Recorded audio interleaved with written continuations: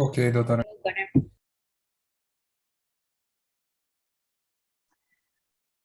Bueno, siempre diciendo recordando algunos elementos de la patogenia.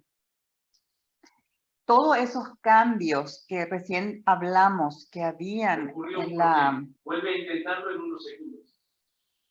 En el asma, finalmente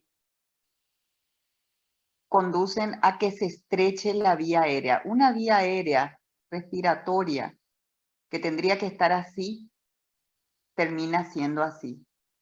En el que estamos viendo que hay edema, en el que hay broncoconstricción, en el que hay también tapón mucoso, se le llama esto. Entonces, finalmente, y todos los otros cambios que estuvimos hablando en los distintos elementos, si uno dice, ¿qué pasa con la membrana basal? ¿Qué ocurre con los vasos sanguíneos a ese nivel? ¿Qué ocurre con el epitelio? Todo eso que fuimos citando, finalmente hay un estrechamiento de la vía aérea. Y por culpa de todo esto que estuvimos diciendo es que se manifiestan los síntomas del asmático. Bueno, y producen limitación al flujo aéreo. Puede haber, y los síntomas que tiene el asmático pueden resolverse o pueden, digamos, desaparecer en forma espontánea. No estamos hablando de curarse, porque estamos hablando que una de las características que tenía, dijimos en el inicio, en el concepto, en la definición de asma, que había reversibilidad.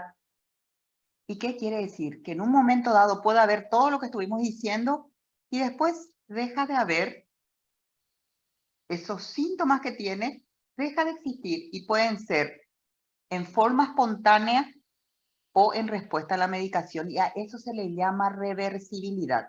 Si bien decía, la inflamación persiste, nos decía, recuerden por eso el concepto. Y esa es la característica del asma. Mientras no ocurre remodelación. Bueno, y en esta tabla están los distintos mecanismos que hacen que haya obstrucción en la vía aérea.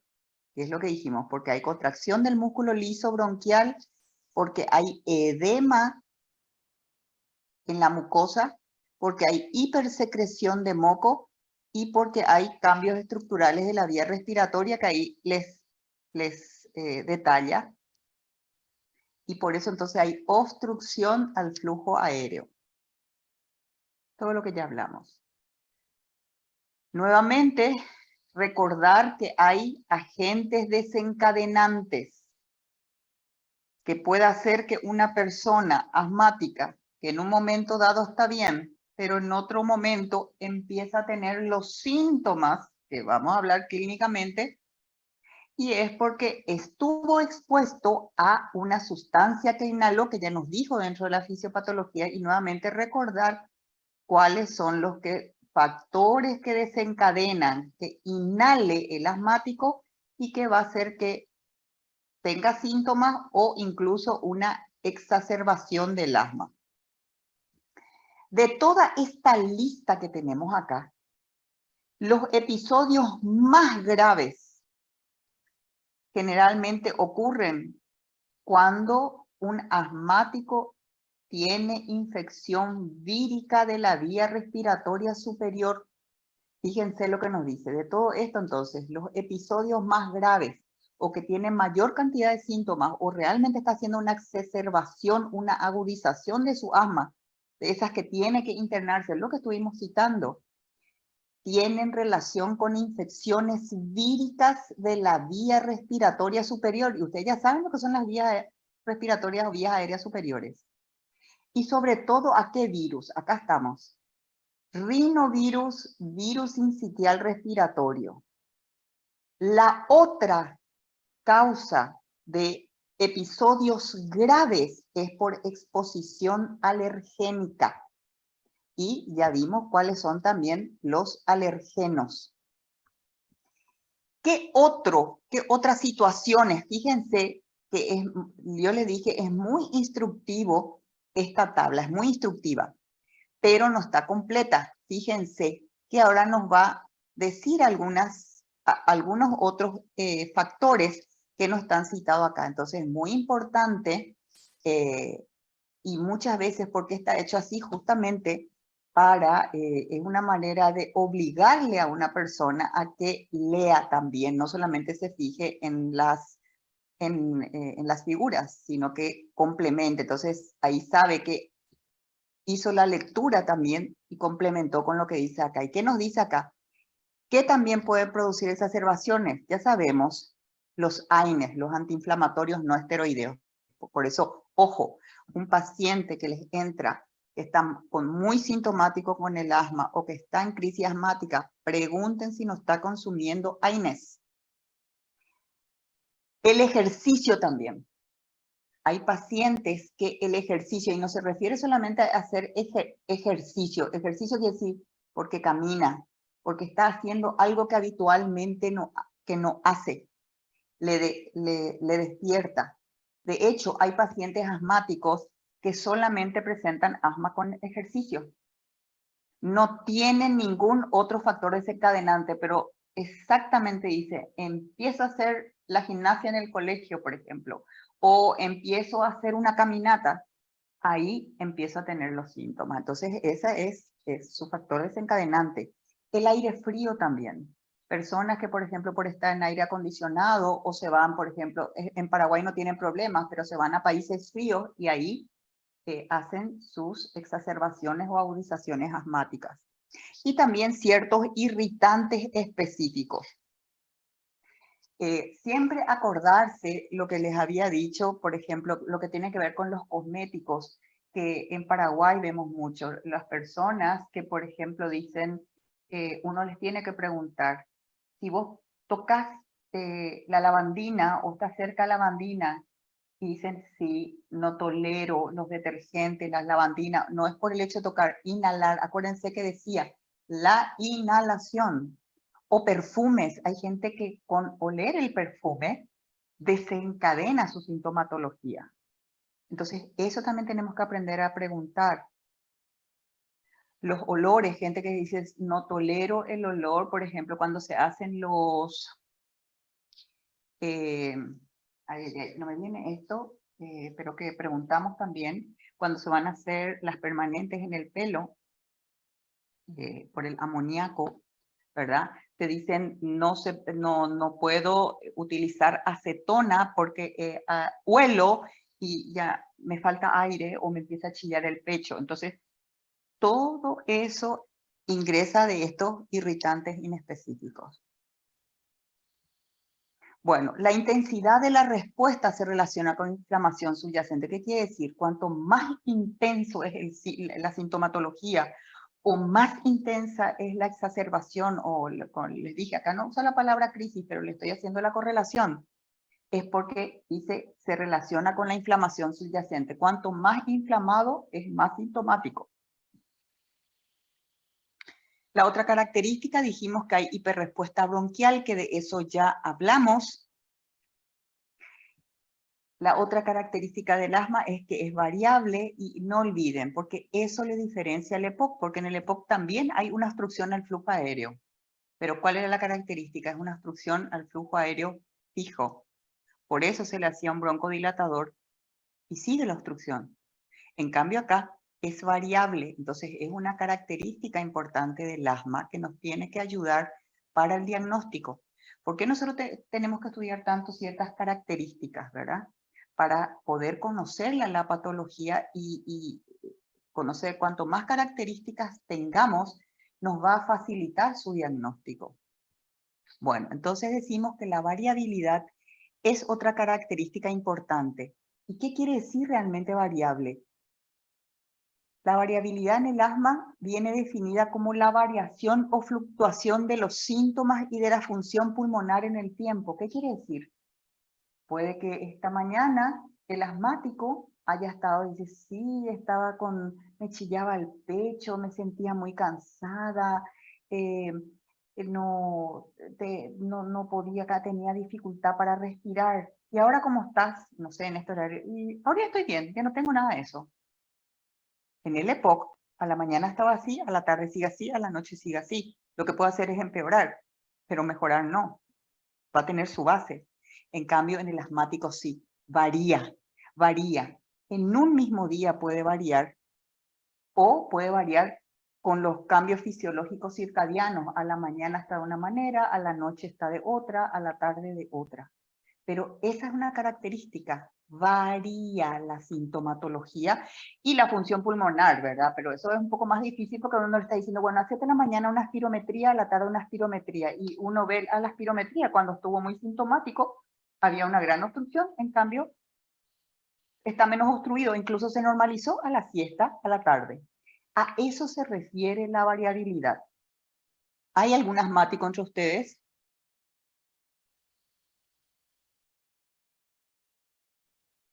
¿Alguno que se conozca asmático? Y creo que no, doctora. Bueno, ok. No, porque si no le iba a decir que el asmático se va a dar cuenta de eso. Y hay momentos en que se siente muy mal, tiene todos los síntomas y hay momentos en que no los tiene. Y esa es la variabilidad y que el médico tiene que saber. Incluso hay veces que dice el asmático, me voy al médico y estoy bien, nomás, me voy a consultar, y eso le descoloca a muchos médicos, ¿verdad? Sobre todo los que no están bien formados, en que dice, pero vos no tenés nada, nada de lo que me decís estás teniendo, ahora te reviso y no tenés nada. Y bueno, el asma es variable. Bueno, entonces ya entramos en tema. No quiere decir que lo otro no fue tema, sino que nos da pie a la parte fuerte de lo que tenemos que llegar. ¿Cómo se diagnostica el asma? Y bueno, y acá nos dice los dos elementos que nos sirven para el diagnóstico de asma. Uno es la clínica y segundo la función pulmonar en el adulto. Porque estamos hablando del adulto. Entonces, la clínica es muy importante para diagnosticar asma. No nos dijo solamente, hay función pulmonar nada más. No, es esta combinación. Es decir, si nosotros no sabemos que esta combinación, nosotros no podemos inventar.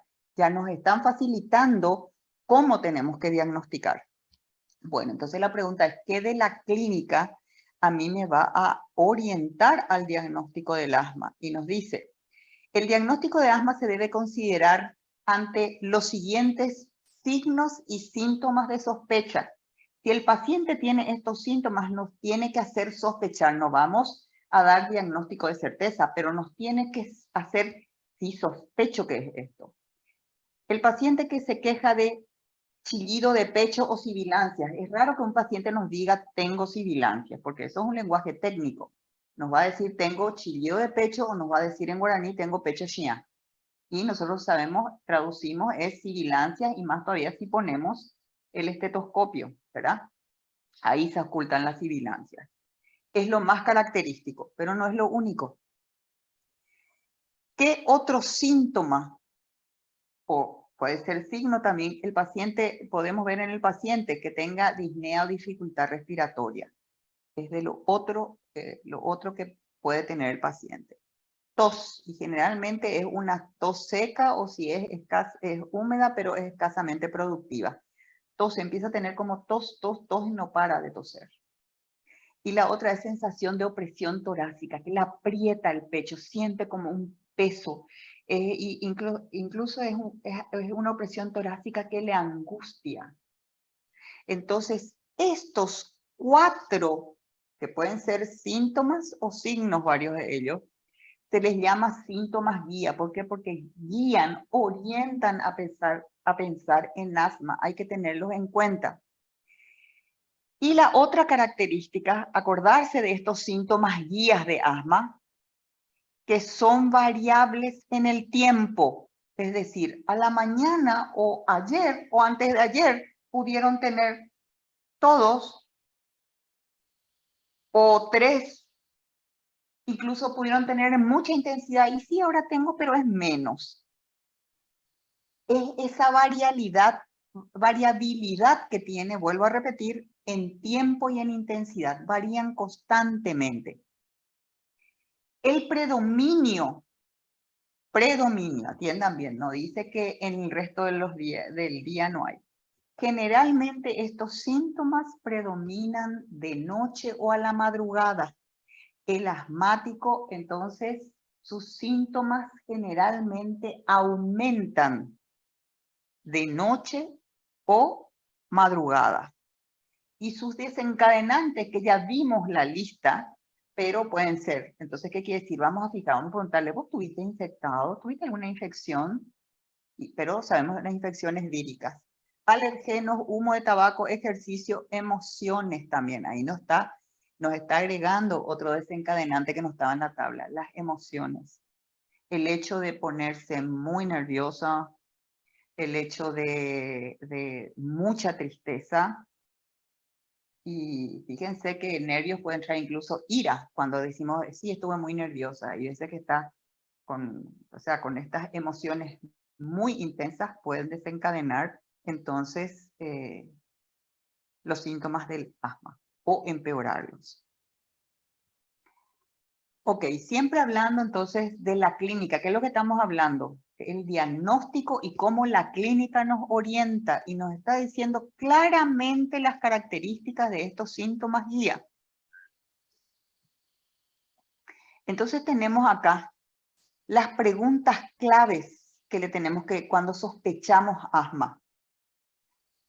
Porque hay veces que el paciente no nos dice todo, entonces tenemos que hacer lo que se llama el interrogatorio dirigido y empezar a preguntar, ¿te suele chillar el pecho? Acuérdense que esto es una guía española y ellos le dicen pitos en el pecho. Nosotros decimos pito en el pecho y no nos tiene mucho sentido o tal vez lo tomamos a la chacota. Si suele tener pecho chillado, ¿verdad? Alguna vez usted suele tener en un momento pecho chillado, por ejemplo, si cuando usted corre, cuando usted se mueve, entonces estamos tratando de ver el ejercicio. Por las noches, porque decía que generalmente más son de noche y de madrugada. Y acá tienen todas las preguntas. Fíjense, cómo preguntar lo que acabamos de decir. Bueno, habitualmente estos signos que preguntamos, o síntomas, mejor dicho, los síntomas, pueden ser uno o más, o pueden estar toditos, o hay veces hay personas que, y por eso cuando está todo junto, o todos se manifiestan, facilita el diagnóstico. Cuando se dificulta, y ahí vemos que muchos pacientes no están diagnosticados o mal diagnosticados, es cuando, por ejemplo, son pacientes que solamente, por ejemplo, no tienen hay asmáticos que no niegan tener chillido de pecho y lo único que hablan es que andan cansados, que se sienten cansados y claro, al tener una obstrucción, poco o nada se pueden mover y sienten mucha fatiga y sienten tal vez opresión torácica, que hay veces que piensan que es incluso algo cardíaco. Pero sin embargo es esa opresión torácica y esa falta de ventilación, esa falta por la obstrucción que hay, eso es lo que ocasiona la fatiga y esa que es una dificultad respiratoria también tienen para moverse y la sensación de opresión torácica. Hay pacientes que solo se manifiesta que dicen, llega un momento que toso y no paro de toser. Y claro, están con el alergeno que les desencadenó, que ya hablamos de eso, porque inhalaron, y empiezan a toser, y dice, la gente me mira, yo no sé qué voy a hacer. Y de repente me pasa, pero toso, todo un buen tiempo me dura. Entonces hay que investigar. Entonces la idea es, estos síntomas guías o signos pueden estar todos a la vez o puede solamente haber algunos y pueden variar de intensidad y pueden variar también en su presentación. Que también tenemos que preguntar aparte de estos síntomas guía. Tenemos que preguntarle el inicio de los síntomas, de hace cuánto los tiene, si se conoce que tenga alguna patología en vía aérea superior, por ejemplo, si tenga rinitis o una rinosinusitis, algunos de ustedes saben que son portadores de sinusitis, si tienen pólipos, no tienen pólipos, si tienen dermatitis y suelen tener lesiones en piel, por ejemplo, cuando tocan detergentes o cuando son sensibles a alguna picadura de animales y enseguida tienen reacciones, vamos a ver cuáles son en la piel, que pueden ser desde cuando se dice me salen ronchas, ¿verdad? Hay que preguntar si en la familia hay otra persona, por ejemplo, los hermanos, los padres, los abuelos, si tienen, por ejemplo, si conoce que en la familia hay asmático, porque ustedes recuerdan que decía dentro de la definición que tiene que haber, el asmático tiene un terreno alérgico, decía. ¿Me están siguiendo? Sí, doctora. Sí, doctora. Entonces, ¿qué quiere decir? Que genéticamente están heredando el gen que les predispone al asma. Por eso hay que preguntar si en la familia tienen, ¿verdad? Hay otra persona o que tenga, por ejemplo, rinitis o que tenga asma. Hay que preguntarle. Todas esas son preguntas claves en una persona en quien sospechamos asma, que vienen y necesitan tener ese diagnóstico. Bueno, entonces, luego eso es toda la anamnesis. Luego tenemos lo que se llama revisarle al paciente, el examen físico. Tenemos que mirar entonces, o sea, lo primero que dijimos es qué es lo que vamos a buscar en el examen físico, si hay sibilancias a la auscultación. Hay veces que encontramos, hay veces que no, si en ese momento está o no con la obstrucción. Por otro lado, siempre fijarse, pedir siempre una interconsulta. Si uno no lo hace, pedir interconsulta con el otorrino, porque estábamos viendo todo lo que puede tener el paciente en vía aérea superior que está relacionado con tener asma. Ver si no tiene obstrucciones nasales, hacerle al menos una rinoscopía anterior, que con eso se puede ver si no hay pólipos, mirar la piel si no tiene dermatitis o eczema. Entonces esto tenemos que mirar. Esto vemos que es la boca de un niño. Generalmente esto es cómo se manifiesta el eczema. Bien, tienen estas reacciones que describen como parches, ¿verdad? De color rojizo, son pruriginosos, ¿verdad?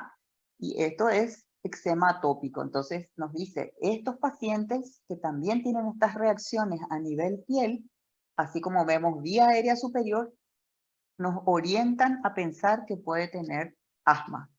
Acá tienen otra manera de ver el eczema atópico. Esto ya es una piel más madura. Y ustedes ven cómo ya las lesiones están secas. Esto nos habla de algo más nuevo. Esto ya es algo más de más tiempo.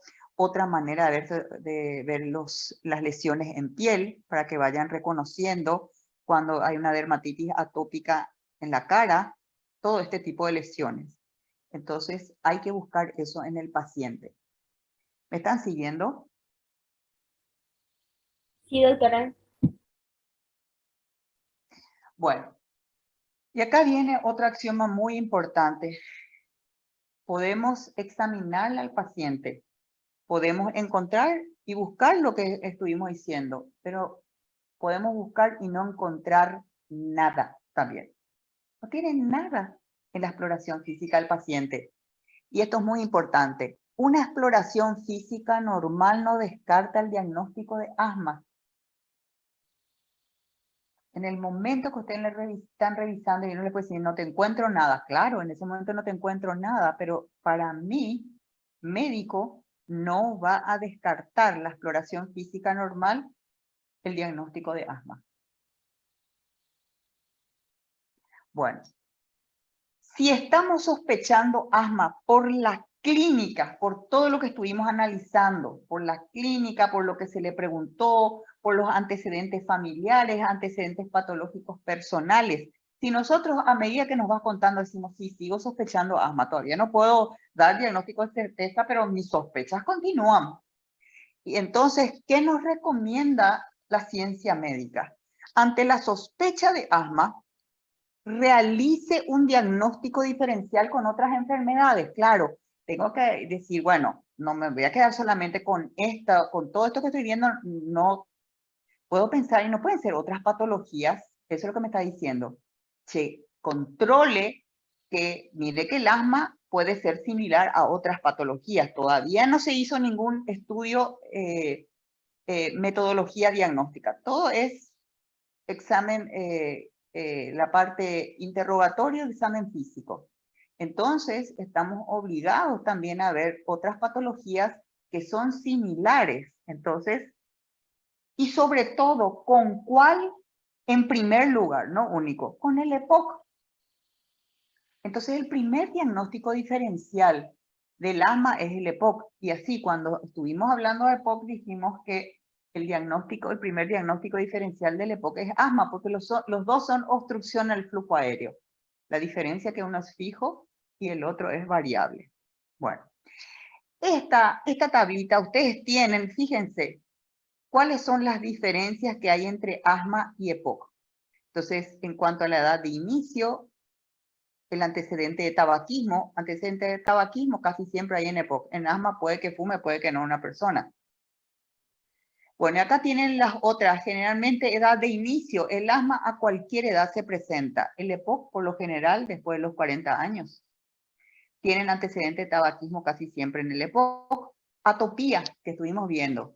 En el asma es frecuente que el paciente tenga antecedentes de atopía. En cambio, en el EPOC puede como no puede tener. Eso realmente no forma parte del cortejo del EPOC. Antecedentes familiares. En el asma, estuvimos diciendo, hay que ver generalmente, en la familia hay otros componentes del clan familiar que tienen asma. En el EPOC puede que nadie, solamente él, pero ¿por qué? Porque sabemos que generalmente el EPOC se da por fumar, es la principal causa, o por estar expuesto al tabaco. Variabilidad de los síntomas. En el asma vimos que hay mucha variabilidad, que en un momento pueden estar de una manera y al siguiente no. En cambio, en el EPOC no. No te puede decir el EPOC, sí, hace una hora estuve así y ahora ya no tengo más eso. No. En cuanto a la reversibilidad de la obstrucción bronquial, en el asma es muy importante cuando revierte. En el EPOC, como es una obstrucción física, es muy difícil, si por ahí hubiese, pero es poca la reversibilidad que se sabe que es cuando se hace la espirometría. El asma responde muy bien casi siempre al corticoide, en cambio en el EPOC no tiene esa calidad de respuesta que hay con el asma. Y aquí tienen los otros diagnósticos diferenciales después del EPOC, que ustedes ya van a ver eso. Entre los 15 y 40 años, estas otras posibilidades hay que considerar en el diagnóstico diferencial con el asma.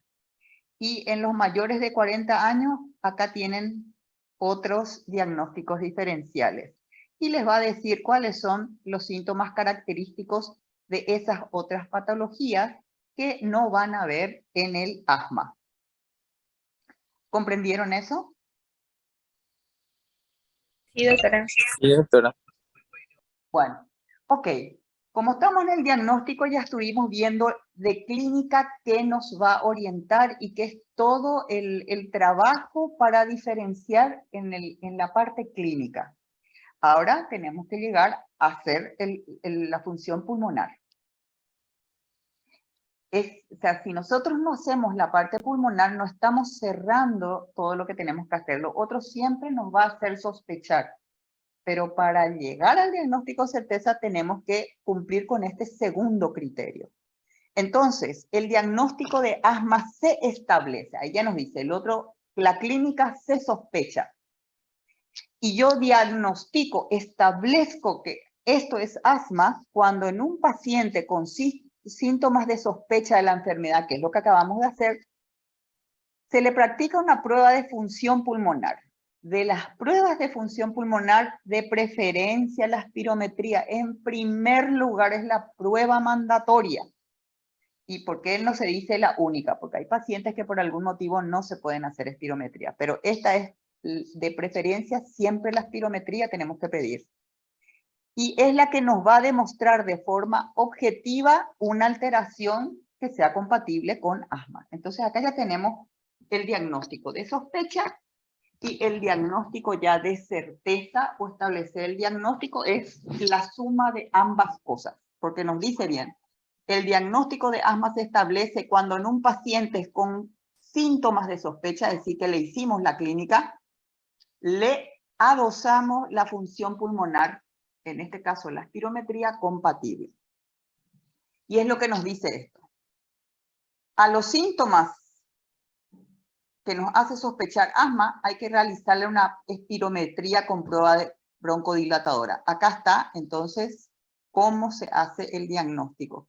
Y la espirometría hay que hacerle con prueba broncodilatadora, no espirometría nomás. Sino, ¿qué quiere decir? Así como se hace en el EPOC, se le hace una espirometría basal, luego se le tiene que poner el broncodilatador y volver a hacer espirometría. Así es como se hace. Y si ese resultado es compatible con asma, entonces síntomas asmáticos más espirometría compatible con asma, diagnóstico, asma bronquial. Bueno, las principales alteraciones funcionales del asma es, hay una obstrucción del flujo aéreo, que ya lo dijimos. Segundo, hay reversibilidad, ya vimos. Hay variabilidad y hay hiperrespuesta bronquial, eso ya estuvimos diciendo. Lo que acá y cómo eso de alguna manera se podía ver clínicamente. Y ahora nos va a decir que con estas pruebas también se puede, esto mismo que en la clínica se estuvimos viendo estas características, también se objetivan con la prueba de función pulmonar. ¿Me entendieron? Sí, doctora. Bueno. Entonces, nuevamente, la espirometría es la prueba diagnóstica de primera elección.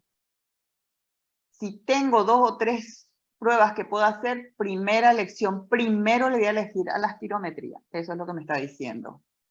Y acá vemos en el algoritmo, esto es lo que nos muestra, si uno mira le puede choquear. No, no se asusten. Lo que nos dice acá, lo primero es hacer la espirometría. Y después, por algún motivo, no se puede la espirometría y van a ver que dice, ah, acá hay otra prueba, acá hay otra prueba. Acá hay otro tipo de prueba. Pero ¿qué primero se elige? Siempre entre todas escoger primero esto, salvo que haya alguna circunstancia por la que no pueda hacerse en primer lugar la espirometría, ahí tenemos otras posibilidades. Bueno, ¿qué de la espirometría nos sirve? No les voy a hacer un tratado de espirometría, simplemente, así como en el EPOC, ¿por qué era tan importante la espirometría y qué nos tiene que decir la espirometría? Acá lo mismo. La obstrucción se define con un cociente FEV1, FBC que ya aprendieron, por debajo de 0.7. Eso ya aprendieron en EPOC. Entonces, lo primero que vamos a ver, otra vez acá en la espirometría, la relación FEV1-FBC, si está menos a 0.7, hablamos que hay una obstrucción. Ok. Pero no es lo único que vamos a mirar. Nos dice después tenemos que mirar también FEV1 y tenemos que mirar FBC. Yo solamente, porque les dije, no les voy a hacer un tratado de espirometría porque es nivel estudiante, al menos sí les tengo que decir por qué después, así como miramos con EPOC, por qué después de la relación FEV1-FBC teníamos que mirar FEV1 para que nos dé la gravedad de la obstrucción. La relación FEV1-FBC nos dice primero, ¿hay o no hay obstrucción? Después tenemos que mirar FEV1 para que nos diga grado de obstrucción, si es leve, si es moderada, si es moderadamente severa o si es severa. ¿Recuerdan eso?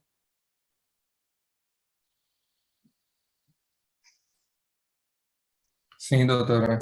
Bueno, y porque eso nos va a dar idea del grado de obstrucción que tiene, pero también nos va a ayudar a escoger el tratamiento. Porque el tratamiento para el paciente no es lo mismo si están leves, si están moderados, si están severos.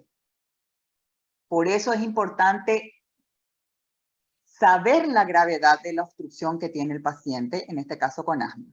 Bueno, nuevamente acá, si nosotros miramos este es cómo viene el resultado de la espirometría, una de las maneras. Nos viene, por un lado vemos la curva, que esta se llama curva flujo-volumen, y esta se llama curva volumen-tiempo. Y por otro lado nos vienen números. Entonces nosotros nos dice, tenemos que mirar la relación FEV1-FBC. ¿En cuánto está esta relación FEV1-FBC?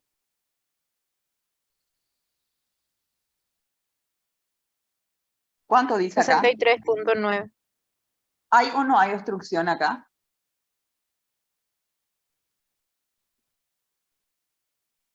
Sí, doctora. Sí hay. Bueno, porque está, les puede confundir porque nos dice 70 nomás en vez de 0.7. Y bueno, porque estas son de repente literaturas anglosajonas o nos vienen, entonces nos dicen 0.7, que sería 70%. Y este es 63.9. ¿Es igual o mayor a 70%?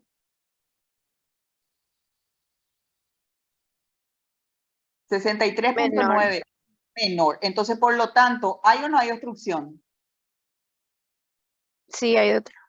Hay obstrucción. Este es su test basal, es decir, entró el paciente, no se le hizo ningún... Ahora tengo que saber la gravedad de la obstrucción.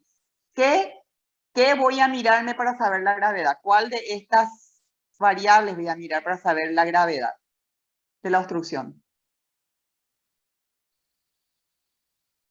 Igual que en EPOC, ¿cuál miramos?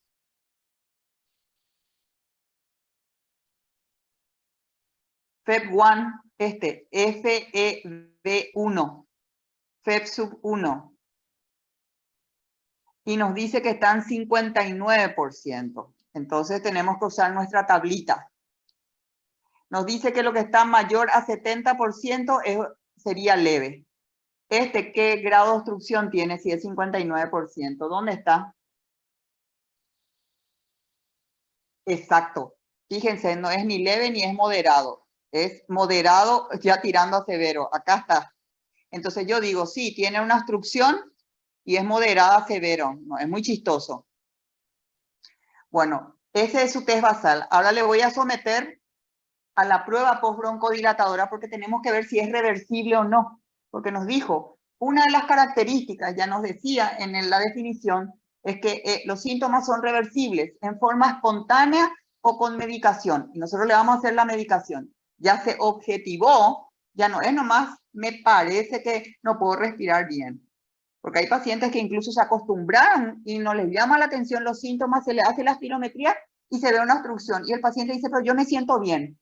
Porque depende mucho del grado de sensibilidad del paciente. Por eso uno diría, ¿y por qué nomás nos diagnosticamos por la clínica? Porque el paciente ya se acostumbró a vivir de esa manera y dice, no tengo nada, pero y se le hace la espirometría, está obstruido. Esto objetiva, no es una manera de demostrar científicamente. Le sometemos a la prueba postbroncodilatadora que le tenemos que pedir en la orden. Entonces, ¿cómo se hace la prueba de broncodilatación? Que ya les mostré, les dije en EPOC, porque es lo mismo. Se le hace en una cámara, una aerocámara, acá space chamber se llama, está en inglés nomás, ¿verdad? Esta tiene su válvula acá. Este es el salbutamol que se le va a utilizar. Se le tiene que poner 4 inhalaciones de 100 microgramos, lo que serían 400 sería la dosis, ¿verdad? O su equivalente si no se usa salbutamol. No voy a entrar en esos detalles, ¿verdad? Pero por lo menos tienen que saber que se les utiliza un broncodilatador. El que por lo general se utiliza es el salbutamol. Y lo único que les voy a decir, si ustedes dicen, pero ¿y por qué se usa otra droga? De preferencia el salbutamol. ¿Cuándo no utilizamos el salbutamol? Por ejemplo, pacientes cardiópatas que con el salbutamol hacen arritmias, les despierta arritmias, hacen angina de pecho, entonces tenemos que utilizar otro tipo de broncodilatador que generalmente utilizamos el bromuro de ipratropio.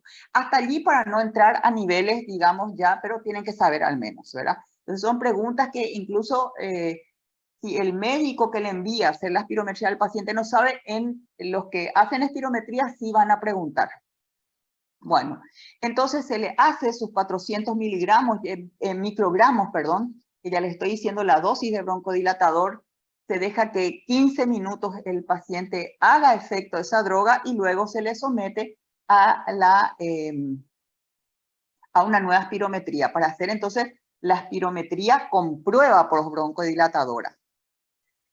Entonces, nos dice, si en esa espirometría post-broncodilatador vemos que el FEB1 varía en al menos 12%, o puede ser más del 12%, o se ve en números absolutos al menos 200 ml, puede ser más de 200 ml, con respecto al que tuvo en la espirometría basal, entonces vamos a decir que hubo una respuesta positiva, porque puede que haya variado, pero varió 8% nomás. Entonces no se considera respuesta positiva. La respuesta que respondió al broncodilatador es positivo, entonces estos valores hay que manejar. Es una broncodilatación significativa, quiere decir. En asma se considera FEV1 igual o mayor a 12, o en números de mililitros, 200 o más. Si nosotros vamos a ver el mismo paciente, se le hizo el test de broncodilatador. Bueno, entonces vamos a mirar a cómo está su relación FEV1. ¿Ustedes recuerdan cómo era el paciente, este mismo paciente, cuál era su FEV1 FBC? 63. .9. Vamos a poner 64 para acordarnos, ¿verdad? Y Ok. ahora vamos acá. Se le hizo la prueba postbroncodilatadora. ¿Cuál es su relación FEV1 FBC? 72.9. 6. .6. Y por debajo de 70% hay obstrucción. ¿Qué pasó acá? ¿Hay o no hay obstrucción? No hay. Ya no. Vamos a mirar su FEV1. ¿Qué pasó? ¿Cuánto tenía el FEV1 anterior? ¿Recuerdan? Y 59. Sí, pero ¿recuerdan en números? En el otro era 59. ¿A este cuánto tiene ahora? 117. ¿Qué pasó? Y aumentó. Aumentó.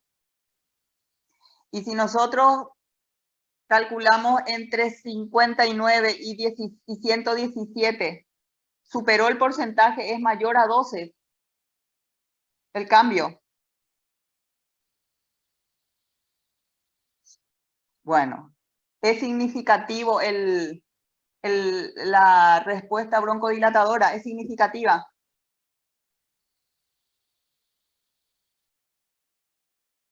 Porque nos decía, se considera respuesta broncodilatadora positiva si cambia 12 o más o 200 ml. Entonces vamos a fijarnos en esto. Ah, no, está acá abajo.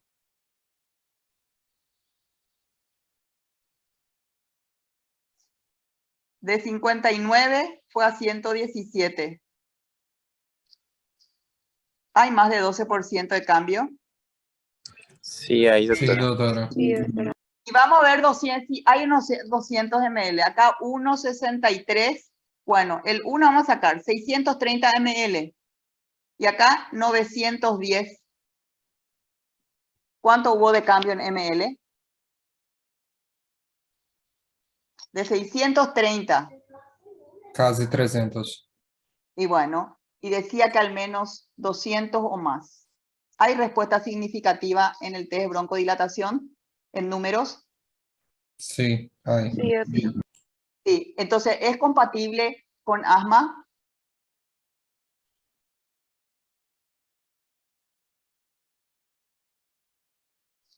Si reúne esos dos criterios, ¿es compatible con asma? Sí, es compatible. Es compatible. Sí, Y si doctora. nosotros miramos la figura, fíjense, esta es cuando basalmente lo que sopló el paciente. Se le hizo el test broncodilatador y miren lo que pasó. Aumentó todo. Así es como se ve. Aumenta la curva. Y así como es en números. Entonces, eso tenemos que recordar. Bueno, así se hace el diagnóstico. Ven, esto sería básicamente una curva normal. Una persona normal tendría que soplar de esta manera. Así sale la curva, los valores en la curva. Una persona con asma sería así. Y se hace el broncodilatador y vieron cómo aumentan porque esta es la columna de valores. Esta vertical representa los volúmenes, perdón. Entonces, cómo aumenta el volumen. ¿Se dan cuenta? Pero acá compara un paciente asmático que no está totalmente broncodilatado, como debería ser si estuviese normal. Esta es lo mismo en la curva flujo-volumen, que es lo que recién realmente les mostré. Esto sería lo ideal, normal.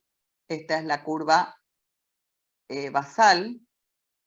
Se le hizo el broncodilatador y cómo aumentaron. Que es lo que vieron recién. Entonces, el número aprendieron y cómo se ve cuando se mira la curva. Porque uno al recibir el resultado recibe números y recibe curvas. Bueno, otro criterio broncodilatador alternativo, porque dijo, si por algún motivo no se le puede hacer espirometría, no sé, pueden haber varios motivos. Hay otra manera que ayuda, no es muy recomendable, no es la de primera elección, pero es hacer esto que se llama pico flujo expiratorio. Es un aparatito así, donde el paciente uno puede tener el consultorio, pero también el paciente puede tener su propio pico flujo. Entonces, tiene una técnica, se sopla de una vez y ve cuánto se mueve esta perillita, a dónde sube. Y acá es donde tiene que, más o menos se calcula el rango de lo que tiene que ser para el paciente. Entonces ve si por ejemplo, llega acá al soplar o llega acá. Varias veces se le hace soplar y ver a dónde llega. Si entra dentro del rango o entra menos del rango. Bueno, y a esto se le llama variabilidad domiciliaria del pico flujo expiratorio. Incluso, como les dije, uno le puede hacer en el consultorio eso al paciente, ¿verdad? Porque no es que cada vez le va a estar pidiendo en todo momento espirometría. Habrá el que puede pagar y habrá el que puede hacer una vez y después como uno le hace, ¿verdad? Y es utilizando esto. Y el paciente también puede hacer en su casa, por ejemplo, de mañana y de tarde, y anotan una cartilla, por ejemplo, a tal hora, soplé tanto y después a la tarde, y cuando va a su siguiente consulta llega a la cartilla todos los días y ahí uno está mirando cómo fue durante el día y la tarde, cómo fue variando en los distintos días, los valores que salen. Estos son los distintos dispositivos de hacer el pico flujo, lo que acabo de decirle. Hay incluso ya los digitales, ¿verdad? El paciente sopla y le sale de esta manera digital. Bueno. Después, siguiendo siempre, dijimos que es las características principales de las alteraciones funcionales del asma, que hay obstrucción al flujo aéreo, que hay reversibilidad, ya mostramos que hay variabilidad, ya entendieron, y de la hiperrespuesta bronquial. Bueno, esta reversibilidad, ¿de qué manera? No solo con el broncodilatador estuvimos diciendo, y que se puede hacer con la espirometría, se puede ver haciendo el pico flujo en el paciente forzado, expiratorio forzado, ver si hay o no hay reversibilidad, es decir, si hay cambios, por momentos está más obstruido, hay momentos que puede estar normal o momentos que muy obstruido. Entonces, esa reversibilidad se nota con lo que estamos diciendo. Bueno, ¿de qué otra manera? Si el paciente por algún motivo no se puede hacer espirometría, no se puede hacer el pico flujo y soplar ese aparatito que les dije. Y yo les digo, hay pacientes que, por ejemplo, están con su traqueostomía o pacientes que tienen, vemos constantemente que, por ejemplo, tuvieron su ACV, entonces les cuesta soplar, les cuesta en un momento dado, entonces uno tiene que estar esperando a que vayan o tuvieron algún problema con los músculos de la boca, entonces que puede ser por alteraciones neurológicas, por algún traumatismo, ¿verdad? Entonces hay otra manera, si en ese momento no pueden utilizar, no sé, con las maneras que dijimos, incluso no puedo utilizar salbutamol por el tema que también les dije, de cardiopatías, por ejemplo. O no pueden usar, por ejemplo, si tienen glaucoma, tienen bromuro, no pueden usar bromuro de hipratopio, ¿verdad? Esas son cosas muy especialistas, pero para darles ejemplos nomás les digo. Entonces se le puede hacer, pero son alternativas, no es primera elección. Ahí se pueden dar 2 semanas, incluso se puede llegar a 3 semanas, 21 días de tratamiento con glucocorticoides sistémicos, es decir, se le hace tomar sobre todo vía oral 40 miligramos de prednisona o el equivalente de prednisona, y uno busca, por ejemplo, la tabla de equivalencia, prednisolona, por ejemplo, lo importante es que se utilice, digamos, la guía es 40 miligramos de prednisona, y ver, porque son antiinflamatorios, pero actúa de manera más lenta, entonces ver si en las 3 semanas el FEP1 o el pico flujo cambió. La otra manera, lleva más tiempo, 2 o 8 semanas, es hacer glucocorticoides inhalados. ¿Y qué se utiliza sobre todo? Fluticasona. Pueden haber mometasona, también se puede utilizar, ¿verdad? O sí, mometasona. De 1500 a 2000 picogramos día. Esta es otra manera, pero vuelvo a repetirles, estas son alternativas. Bueno, acá hay algo que tiene el asma, que así como dijimos, un examen físico normal en un paciente que sin embargo cuando le hacemos preguntas nos habla de síntomas que nos guían a asma, pero si su examen físico es normal no descarta asma. O sea, puede ser una persona que me hable de síntomas de asma, le reviso y no hay nada en el examen físico de asma. No me descarta que tenga asma. Bueno, pues acá dijimos, la característica por lo general es que haya reversibilidad, pero hay algunos pacientes que no presentan reversibilidad. Entonces, ojo, pero lo mismo son asmáticos. Generalmente cuando los pacientes ya son muy complicados o hay mucha dificultad, esos pacientes tienen que ser manejados y no es solamente en asma.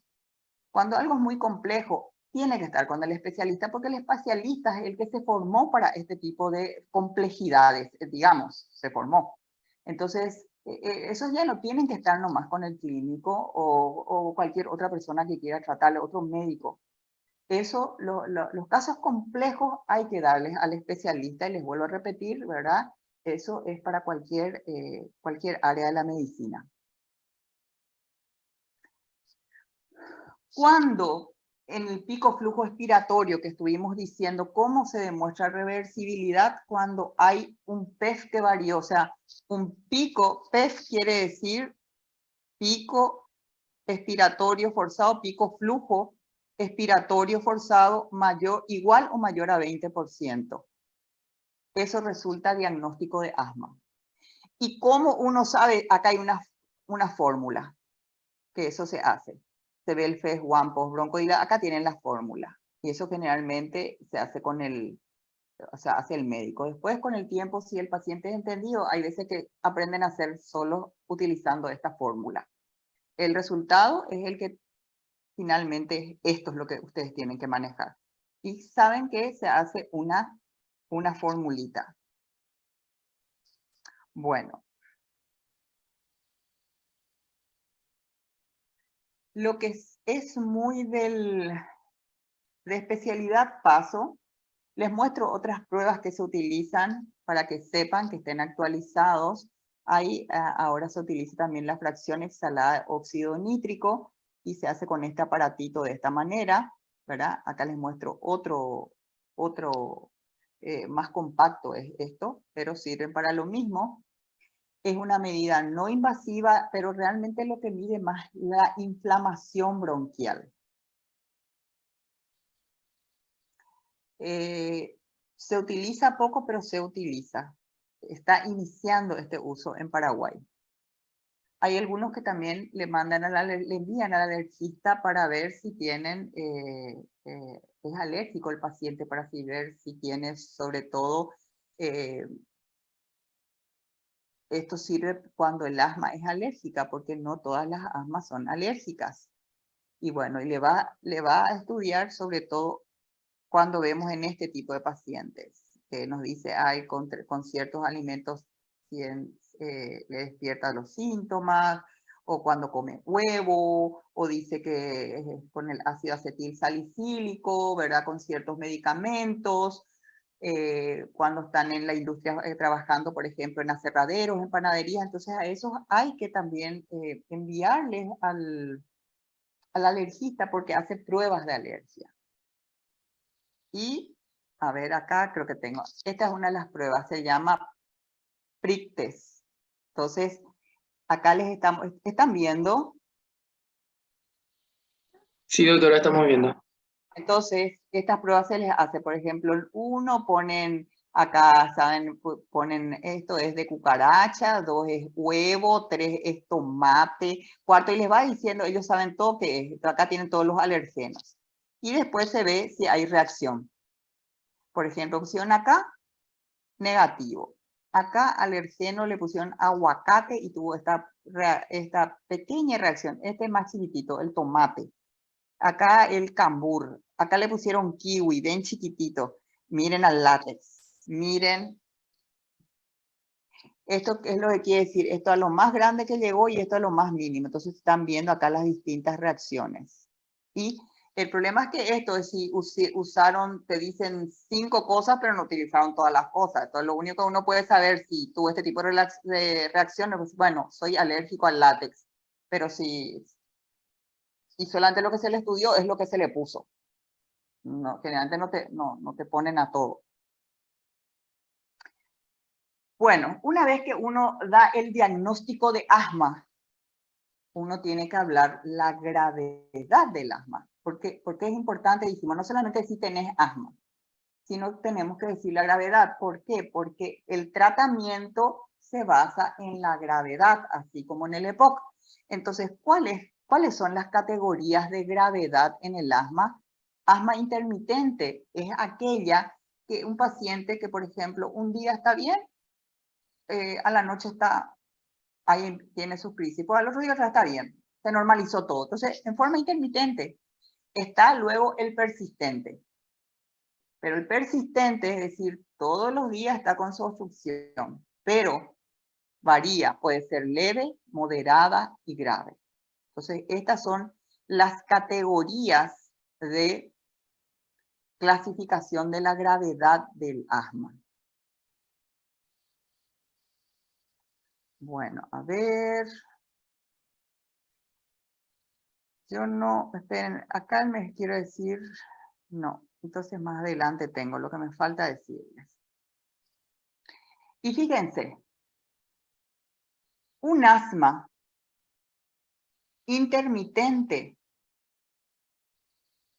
por ejemplo, su tratamiento, vamos a ver cuáles son las categorías de tratamiento. Se utilizan el escalón, 1 nomás. Lo que nos dice la ciencia médica nos enseña, así tenés que tratar un asma intermitente. Y nos dice, después lo persistente, si es leve, andate a escalón 2. Y después van a entender si es que ya no saben. Con el escalón 2 vas a poder tratarle a un paciente leve.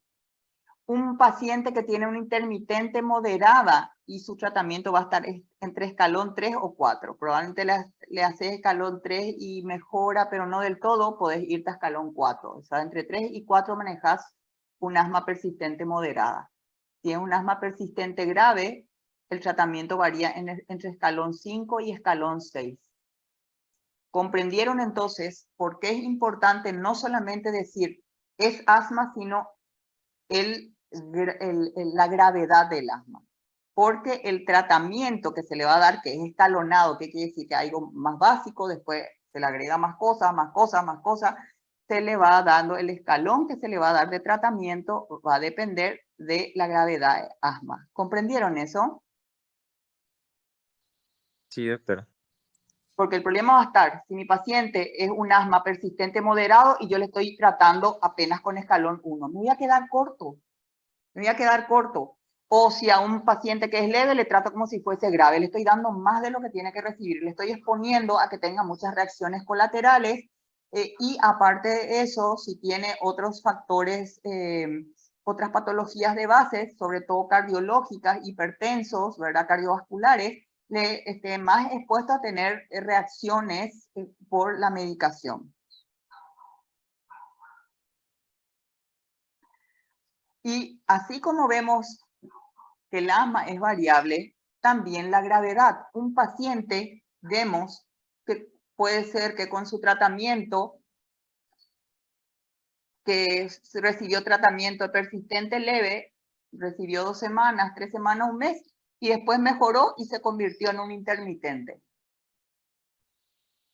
O uno que era persistente grave con el tratamiento, se volvió menos grave, entonces uno tiene que ir bajando el escalón del tratamiento. No es que le va a tratar siempre de la misma manera, sino siempre de acuerdo a su gravedad. Entonces la gravedad también va a ir cambiando y entonces hay que ir ajustando constantemente el tratamiento de acuerdo a su gravedad. ¿Comprendieron eso? Por eso es que dice esto, es necesario reevaluarle periódicamente a un asmático. No es, ahora está bien, vení dentro de un año. No, no es así, porque vemos la variabilidad que tiene. Entonces, de acuerdo como es su perfil, cada tanto se lo cita o él viene, esta persona, cuando no se está manejando bien con lo que se le dijo que trate la última vez, tiene que volver, entonces reevaluarle qué gravedad tiene para ajustar su tratamiento. La mayoría de la población asmática, que es pues asma intermitente o asma persistente leve, la mayoría está acá. La mayoría, gracias a Dios.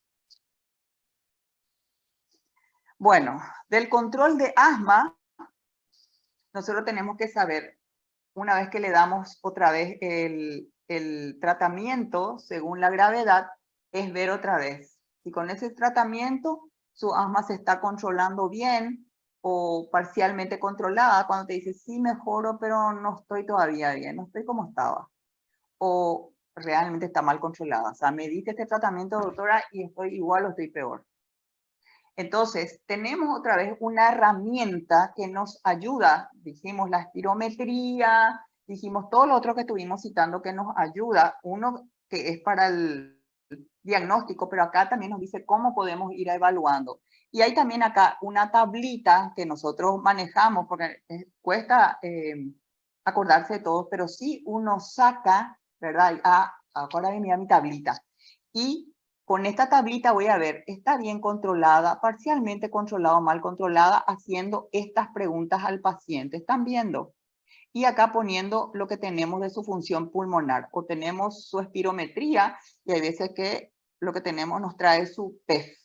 Ese es su pico flujo expiratorio forzado que nos traen con el aparatito que les dije y vamos poniendo. Y ahí vamos a ver, aparte que nos dice cómo se siente clínicamente, tratamos de objetivar de esta manera. Y con lo que nos sale, vemos aquí, podemos saber si está bien controlado, parcialmente o no controlado.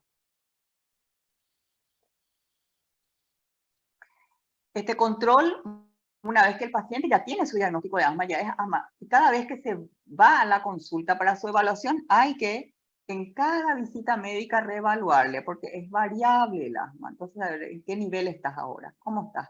Y ahí dice que te viene 1 año, 2, 3 veces, y las veces que viene, nosotros decimos, estás bien controlado, siempre está acá. Entonces, generalmente no va a variar. Lo que va a empezar a variar su tratamiento es si entra en parcialmente controlado o mal controlada, hay que hacerle los ajustes. Hay un test de control del asma que se le suele poner para este ACT, se llama Asthma Control Test. Y donde hay ustedes ven unas preguntas, 1, 2, 3, 4, 5, y dicen las últimas 4 semanas, por ejemplo, ¿cuánto tiempo le ha impedido su asma hacer todo lo que quería hacer en el trabajo, en la escuela, en la casa? Y hay 5 posibilidades de respuesta.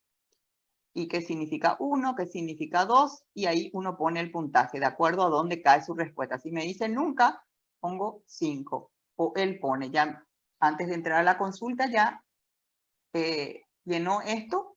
Entonces uno tiene acá un puntaje. ¿Me están siguiendo? Sí, doctora. Es otra manera, aparte de la tablita que les dije. Si en el puntaje sale que tiene una puntuación igual o superior a 20, quiere decir que es un asma bien controlada. Entonces ya hizo, antes ahí está, mientras espera entrar a su turno, ¿verdad? Con el médico ya llenó esto. Entonces al visitar uno ya está mirando, ya ganó tiempo, ¿verdad? Y acá tenemos, si el puntaje acá está entre 19 y 16, es un asma parcialmente controlada, no está bien controlada. Y si está con 15 o menos de 15 es un asma mal controlada. Entonces, con ese puntaje, ¿verdad? Uno ya dice, uy, acá te tengo que agregar medicación y ahí lo que vamos a ver. ¿Y dónde está la medicación que se hace?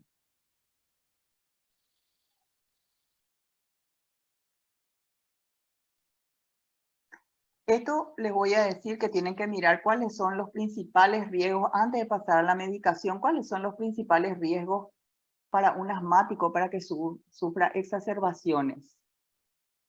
Acá tenemos, esto van a mirar, este es el test que les estuve diciendo, si tiene antecedentes de exacerbaciones,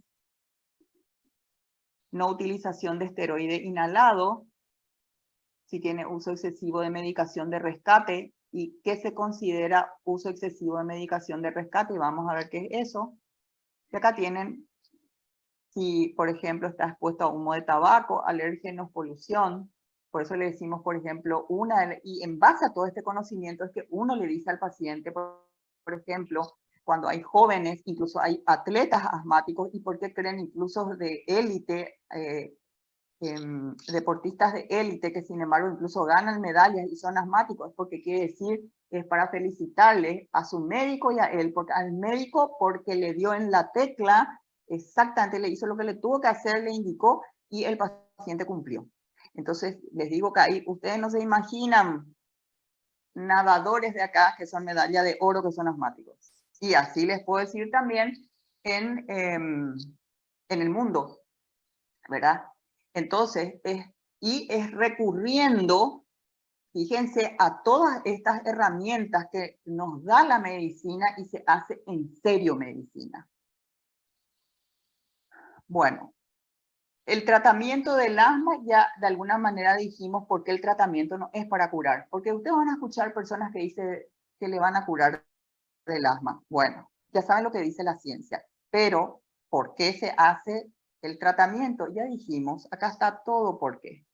Para que no tenga esos síntomas, que pueda dormir, que pueda realizar su vida diaria, y que en lo posible no haga exacerbaciones o crisis asmáticas, para que usted no entre, no se interne o no ingrese a terapia intensiva y que haya que darle soporte ventilatorio, etcétera, etcétera, para no tener efectos adversos. Acá está todo el por qué hay que hacer el tratamiento de asma.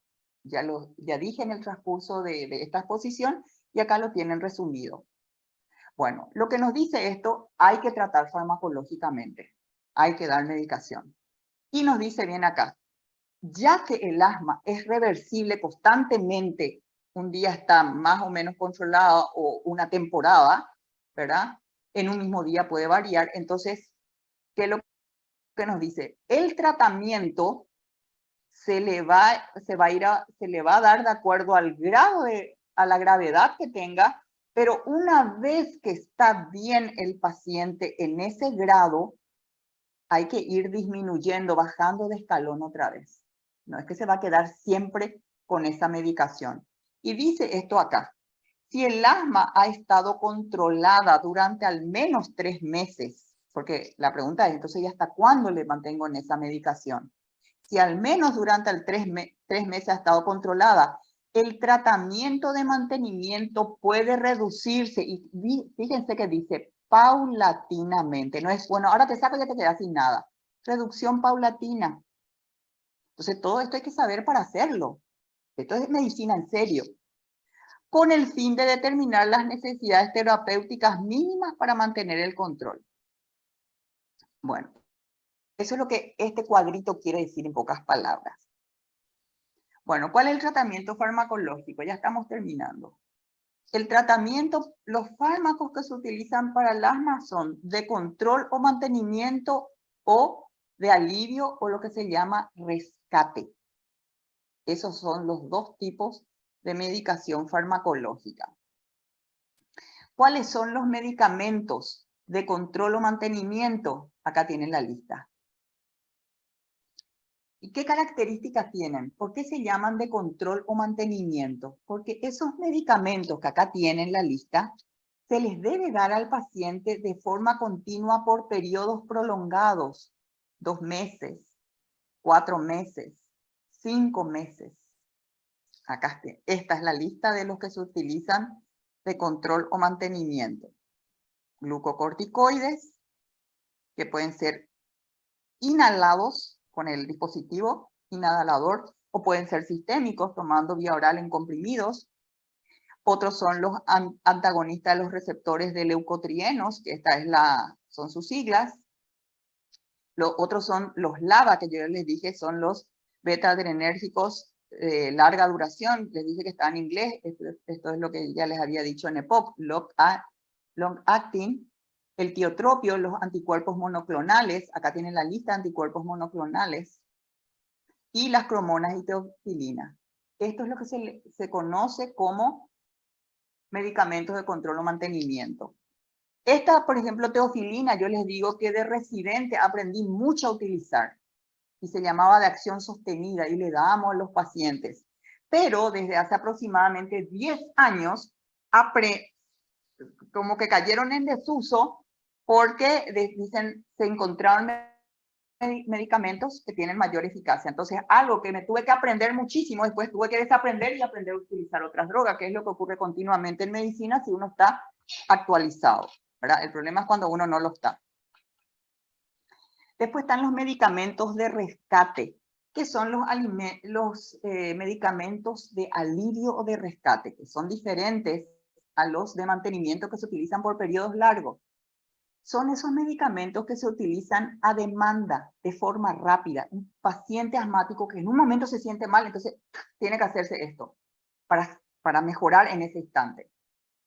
Entonces, si después ya no tiene, puede dejar de usar. No es como el otro que tiene que usar como periodos largos. Bueno, entonces estos medicamentos de alivio o rescate se utilizan a demanda, quiere decir según necesidad que tenga el paciente. Y para tratar de forma rápida o para prevenir una broncoconstricción. ¿Qué quiere decir? Les estoy diciendo, por ejemplo, un atleta de élite, no sé, es un asmático que ya hace 2 meses que viene a hacerse su mantenimiento, de su tratamiento de mantenimiento que se le está diciendo y le decimos 15 minutos antes de que vas a hacer tu competencia, hacete tu broncodilatador, tu salbutamol. Entonces se le hace ya para prevenir la broncoconstricción, que no sea que en el momento de estar nadando bajo mucha presión y compitiendo, pues no es lo mismo estoy nadando en mi piscina mientras tomo el sol y cerveza con los amigos que estar compitiendo. Entonces, como sabemos que uno de los factores desencadenantes del asma son las emociones y va a estar bajo presión, entonces se le hace la medicación de rescate. Salbutamol, 15 minutos tenés que dispararte y eso se le avisa al Comité Olímpico para no decirle que está drogado. Y tiene toda esa ficha, ya tiene me están siguiendo y así les puedo decir, no sé, si va a correr, si tiene una carrera, sea de fondo o sea carrera corta. ¿Comprenden? Sí, doctora. Sí, Y acá doctora. tienen la lista de los que se utilizan, los beta-adrenérgicos de acción corta, que estos son los que se utilizan entonces para rescate, y están también le está diciendo, los agonistas beta-2 adrenérgicos de acción corta, que son estas, salbutamol y terbutalina. Acá tenemos más salbutamol, en otros países incluso hay también la terbutalina. Los otros que se utilizan, que no está acá, es los anticolinérgicos de acción corta inhalados, el bromuro de hipratropia. Ok, estas son combinaciones. Cuando no usamos una sola droga, tienen que saber que también se utilizan combinaciones en la medicación de alivio. Acá tienen las combinaciones posibles. Acá están. Bueno, y acá está lo que se llama tratamiento escalonado. ¿Qué es lo que es tratamiento? Se usa escalón 1, escalón 2, escalón 1 es asma intermitente, escalón 2 o 3 si es persistente moderada. Y acá está. ¿Esto qué quiere decir? Fíjense, acá está resumido todo lo que se puede utilizar. Escalón 1, y ustedes se dan cuenta que dice escalón 1, 2, 3, 4, 5, 6. Son todos los niveles de tratamiento. Y otra vez dicen, a demanda, otras opciones, si por alguna cuestión no se puede utilizar en el paciente lo que es a demanda, acá hay otra opción, y lo que es de elección. No se puede, sí o sí hay que preferir primero esos. Entonces ustedes ven el escalón 1, ¿qué se indica en el escalón 1? Si el paciente en su gravedad es un intermitente, se le puede dar estos un SABA, que ustedes ya saben que esto es un beta-adrenérgico de acción corta, ejemplo, salbutamol, o glucocorticoide inhalado, acá tienen que significa GSI, glucocorticoide inhalado, que acabo de mostrarles las combinaciones. Esto es para así se le trata a un intermitente. Después le tenemos al persistente leve, ese entra en escalón 2. ¿Y qué quiere decir? A ese dale glucocorticoide, de elección tenés que darle glucocorticoide a dosis baja. ¿Me están siguiendo para entender? Lo que está acá es de elección, esto hay que darle, es lo primero. Recurrimos a esto si por alguna situación no se les puede dar lo que es de elección. Escalón 3 y 4 es lo que son persistente moderada. Persistente grave, escalón 5, escalón 6. Son los de elección. Si por algún motivo no se le puede dar, lo que son de elección, acá tienen otra opción. Por algún motivo no puede estar recibiendo glucocorticoides inhalados. Puede ser, un paciente, por ejemplo, con SIDA, pero es asmático, y resulta que está con está con leucopenia, neutropenia, está por debajo de 500, está por debajo de 300, entonces se le hace el glucocorticoide inhalado y hacen candidiasis con mucha frecuencia. Entonces no le vamos a poder dar candidiasis. Esos son pacientes re complicados. Entonces dice, bueno, tenés otra opción. ¿Qué hago si no le puedo dar eso? Y bueno, tenés acá entonces los antagonistas de los receptores antileucotrienos. Esa es tu opción. Y si en algún momento me hace alguna crisis y necesita medicación a demanda, esto es lo que le voy a dar. ¿Comprenden? ¿Me están comprendiendo cómo se utilizan los escalones? Sí, doctora. doctora. Si yo les digo, por ejemplo, a un paciente con asma persistente moderada le corresponde escalón 5, ¿verdadero o falso? Tratamiento según escalón 5. Falso. Falso. Bueno, entonces, generalmente sacamos esta tablita. Esto sirve porque cuesta acordarse todo esto, pero si yo sé cómo se usa, saco la tablita. Ah, esto es lo primero que le quiero dar a mi persistente moderada. Acá. Profe, ¿y de qué depende que le demos el escalón 3 o el escalón 4? Y de la En una gravedad. moderada, por ejemplo. Y de la gravedad. Es lo que nos está diciendo. Acá ya está eso puesto. Acá te decía. Eso no es, acá está la tablita. Ay, Sí, profe, me acuerdo yo de esa tablita, solamente que nosotros en eso clasificamos en leve, moderada y severa, ¿verdad? Y en caso de que sí. ya esté moderada, empezamos primero con el escalón 3 y después pasamos al 4 o directamente somos más agresivos y empezamos con el escalón 4 de tratamiento. Depende cómo vos le ves. Mirá que hay cosas que vos te das cuenta, tenés como esa intuición médica, le conoces a tu paciente y no está bien tu paciente. Vos te das cuenta que está grave, me puede entrar tiene todas las características, te puede entrar a terapia. Te puedo asegurar que te vas a ir a escalón 4. Vamos nomás a empezar eso, si no tiene tanto riesgo. Y vos ves que mejora y después le podés bajar a escalón 3. Eso es Dale, profe, cómo se está presentando, es mucho cómo se está presentando ahí tu paciente. Vas a estar mirando cómo estuvo su espirometría, cómo está su examen físico. Vos te vas a estar dando cuenta. Si vos le ves y te decís, no, en base a esto no le estoy viendo bien, vas a ver saturación, varias cosas, ¿verdad? Y vos decís, no, sabes que está entre 3 o 4, sabes que te vas a 4. Entonces empezamos con dosis y media y de acuerdo a eso bajamos a baja.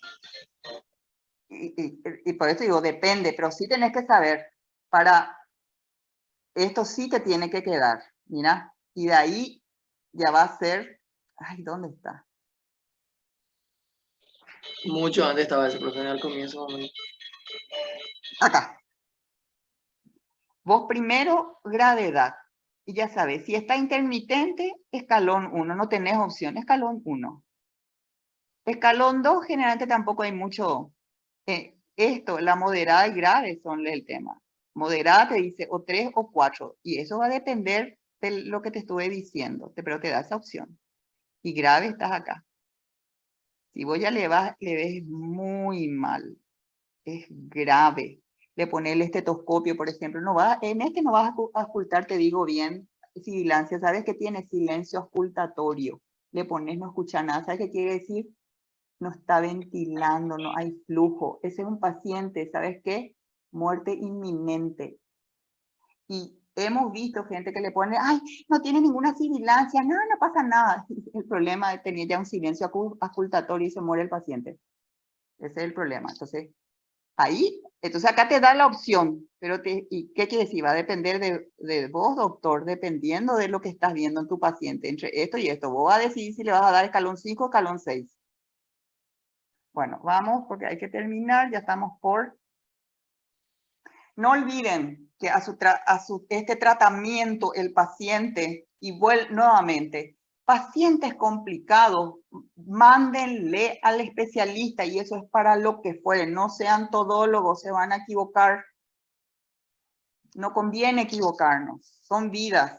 Bueno, acuérdense, si su paciente fuma y les empeora, atiendan. Si no sigue fumando, si no está con las diferentes formas de tabaquismo y por eso nunca sale, a pesar que uno le da el tratamiento, no salen. Fíjense si no está fumando, puede estar boicoteando el tratamiento. También control ambiental. Hemos visto pacientes que, por ejemplo, viven al lado de, y tengo pacientes en el hospital que viven al lado de carpinterías. Le das todo lo que tenés que dar y nunca, no mejoran, están mal, y es porque no hay control ambiental. Y encima te dice, tengo termitas, me caen termitas de la carpintería, aparte de los alergenos que están inhalando de las propias partículas de la madera, al caer termitas fumigan la casa y nuevamente empeoran y entran en crisis, no se imaginan.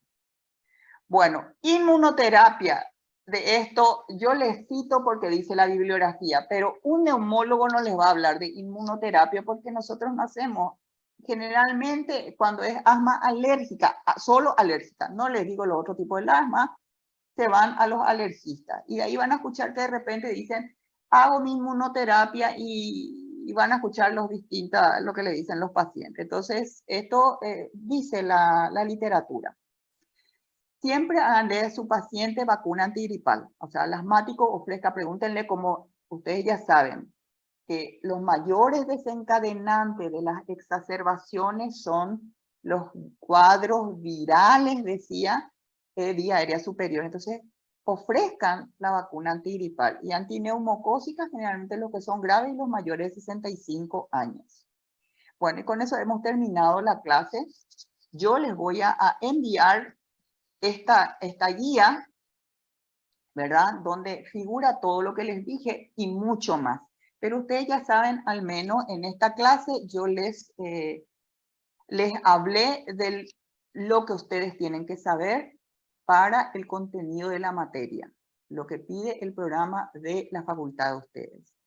El que quiera saber más, nunca hace daño saber más y de lo que es correcto. Al contrario, les va a dar solidez, les va a dar solvencia como profesionales, porque ustedes no se están formando para ser estudiantes, ustedes se están formando para ser profesionales. Y espero que sean los profesionales que a ustedes les gustaría que le atiendan cuando tengan necesidad.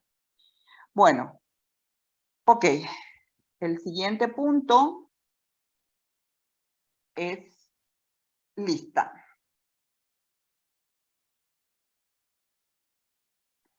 Bueno. Y les iré llamando y después, según está Juan Manuel, no, perdón,